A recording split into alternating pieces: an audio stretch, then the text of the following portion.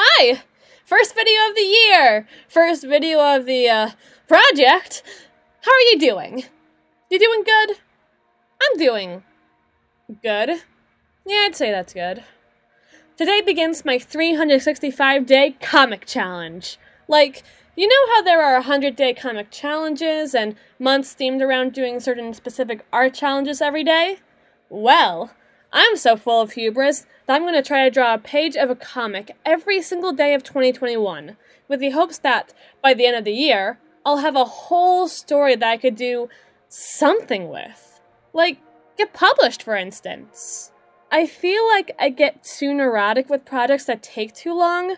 Like, I enjoy the process of creation, but if it takes too long, or if I focus on one thing too much, I get a bit anxious about it taking too long, or how many other things I could be doing with the time that I have that I'm dedicating to this nonsense.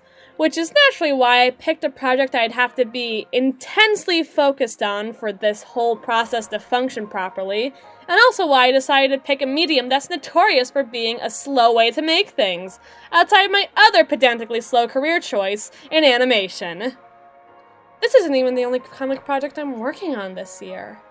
I have about 3, maybe 4, and an animated short. Because I hate myself. Because of course. You know how it is when your arrogance hits like a pound of bricks, but you haven't even felt the impact yet because you're too distracted to even notice, much less care? It's like that. Anyhow, comic plot. Very important.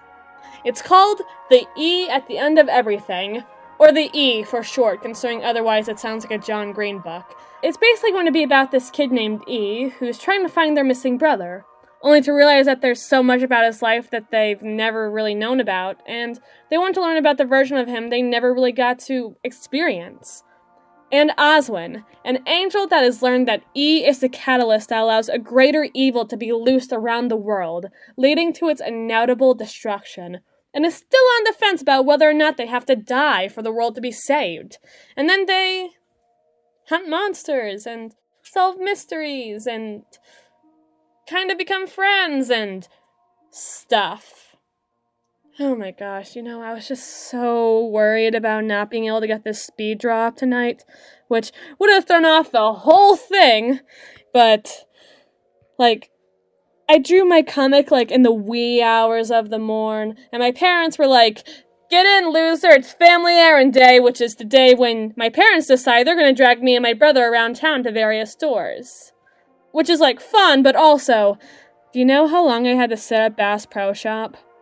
Do you know how long I had to physically sit watching the fish tank at Bass Pro Shop because my brother would physically not allow me to leave? I'm legitimately asking.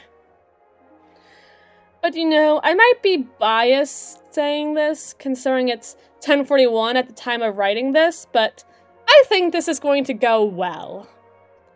And I might be biased saying this on the first day of January with 364 days of drawing ahead, but I think this is going to go well.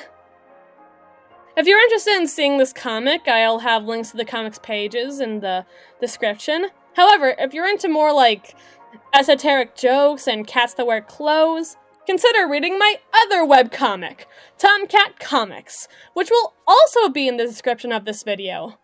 I hope you have a nice rest of your day, and see you tomorrow.